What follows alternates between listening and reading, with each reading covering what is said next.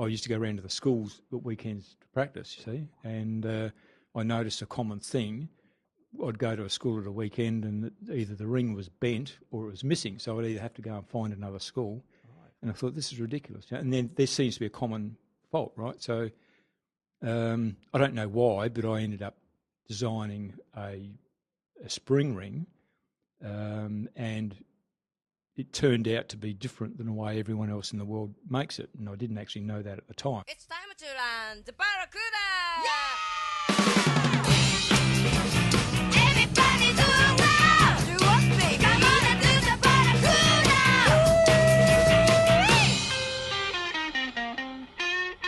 G'day, viewers. Today's podcast was brought to you by Koala Karma, the chill-out drink. Just sit back, relax, and have a good think about what you can fix and improve in everything you do at work. Today, I love this podcast today because I was talking to Trevor Bowman from Play Hard Sports Equipment. He's a guy who can see an opportunity and wants to fix it. So everyone needs to live this life this way. And so I got a lot out of it personally. And I really like our Gold Coasters. We make some great things worldwide that you have no idea come from this part of the world. So again, Gold Coast, yes! So, hey, thanks again, Trevor, for coming in. And are you there, Trevor Bowman? Yeah!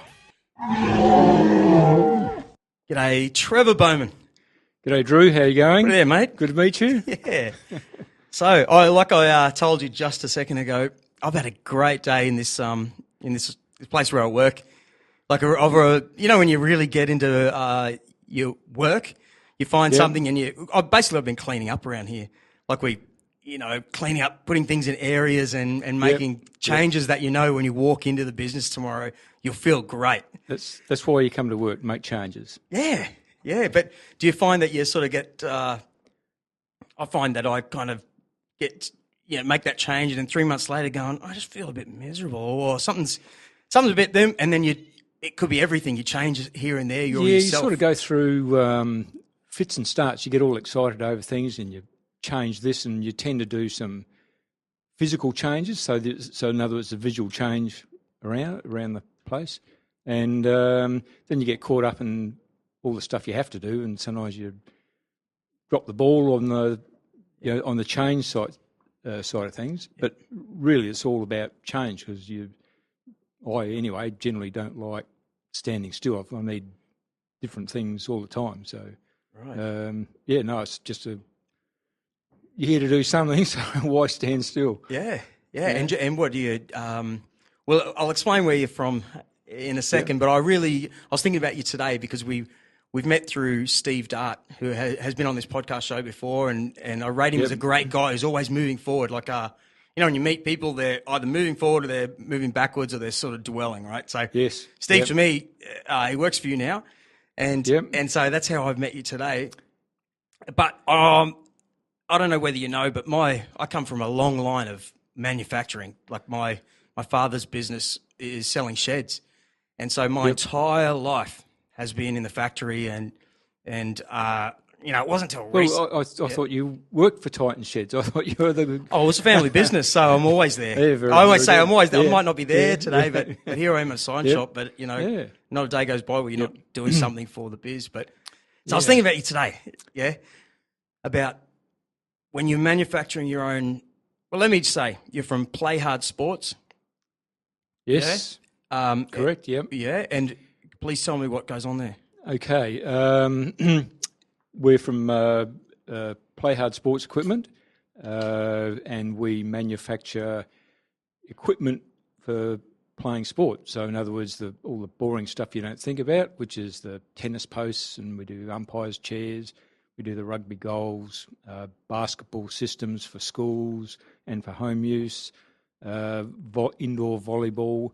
So we cover about 11 sports, and so we're basically metal manufacturing, right? So we do all that hardware, and then we sell those to schools, councils, home use, and this year we're about to go overseas with it. So, wow.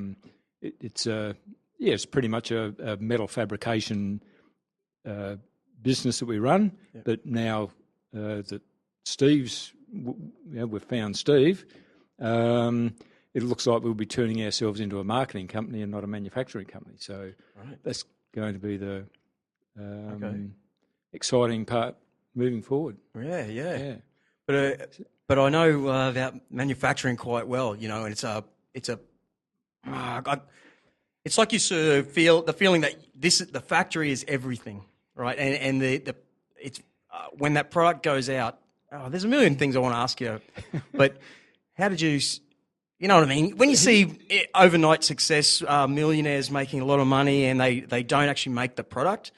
For a person in manufacturing, it's sort of a real pain to you. It's certainly the hard yakka stuff.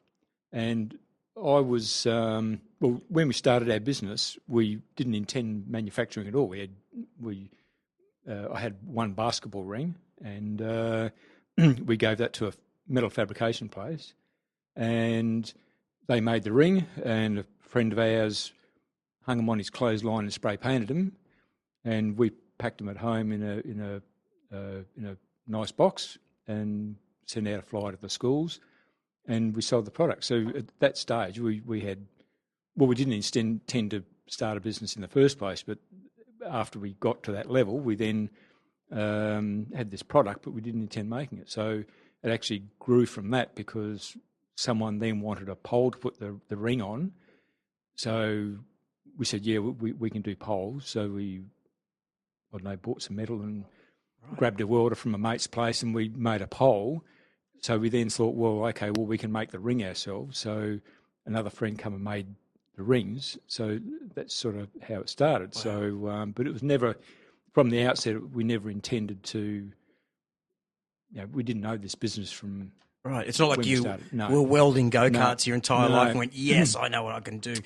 Nothing like that. Were you a basketballer? That's how it started, yeah. Played basketball at school. Life got in the way and took it up again in my early 30s. So then joined a veterans comp. And I used to go around to the schools at weekends to practice, you see. And I noticed a common thing. I'd go to a school at a weekend and either the ring was bent or it was missing. So I'd either have to go and find another school. Right. And I thought, this is ridiculous. And then there seems to be a common fault, right? So I don't know why, but I ended up designing a spring ring, and it turned out to be different than the way everyone else in the world makes it. And I didn't actually know that at the time. It didn't really occur to me. So I then joined the Inventors Association because I then realised that I probably had something here.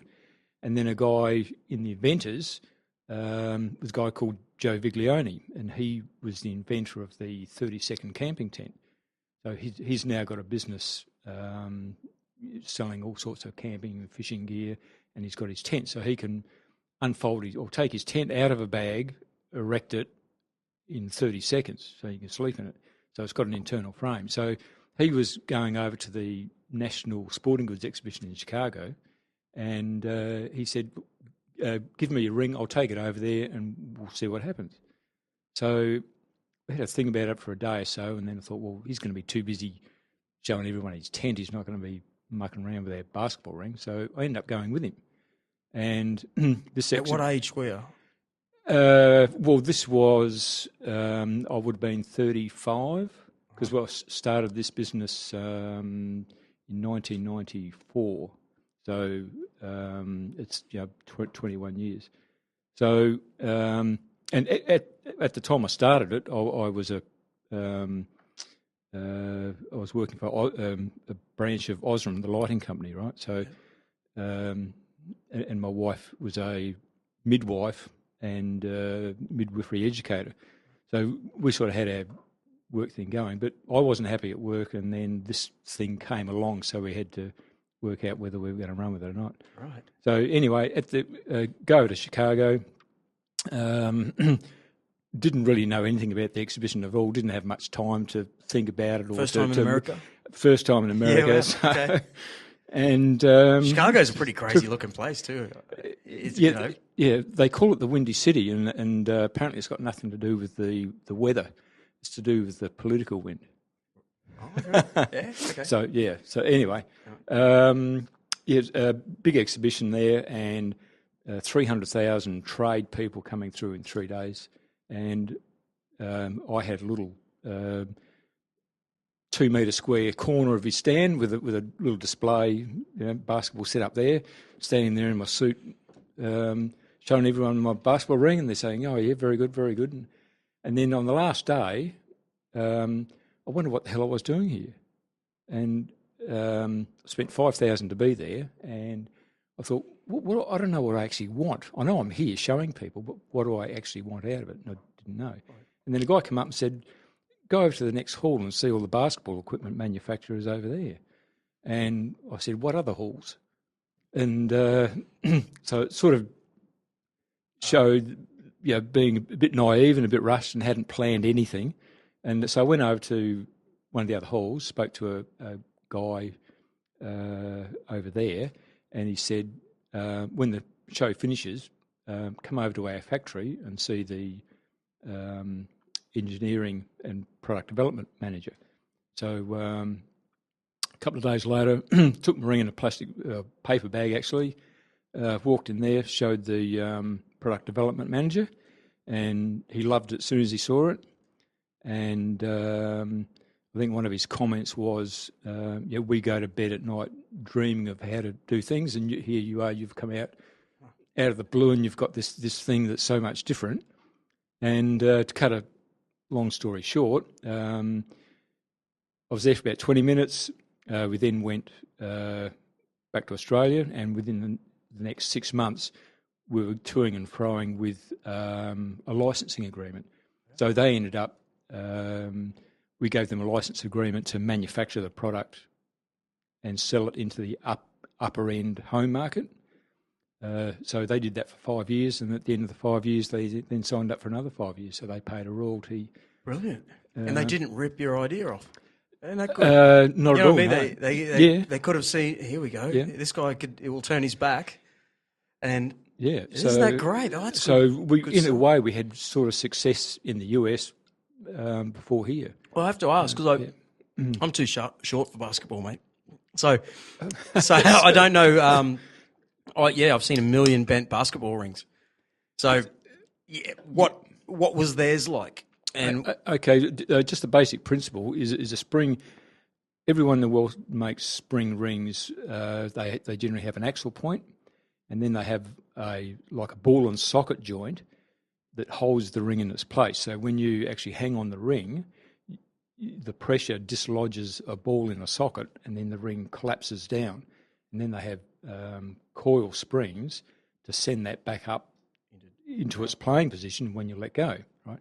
So you've probably seen pictures of glass backboards shattering during a game. Well, generally what happens is when they hang on the ring, it releases, it comes down, it hits the springs, the coil spring, and then the coil spring gets to its maximum compression and then becomes a solid item. So it then sends a shudder through the whole system, and then your backboard shatters, you see. So the one that I developed worked off a different principle. It was actually a flat spring that you use in a truck suspension, right? Yep. So it was about a 90 mil wide flat spring, and it was bent into a U-shaped, and I got that idea from a bulldog clip. So one side of the U-shape was mounted to a plate, which you bolt onto your backboard. The other side is mounted to the ring. So and what we do when we make that, we sort of have the sides converging, and then we separate them and put a rubber block in there. So you've got preload tension on it. So when you hang on the ring, it's got some rigidity, but you're actually buoyant on it, so you can actually bounce up and down on the ring. So it's a completely different action than the way everyone else does it. So in the US... Right, and that was just your honest thought. This is, without... I'm an Aussie, I didn't go looking on the internet. That wasn't even around. Purely out of ignorance. Yeah, okay. And that actually helped. Great. By you're not looking in the at what everyone else is doing. Yeah. Because what I've found in the trips that I've done to the US, and I've seen several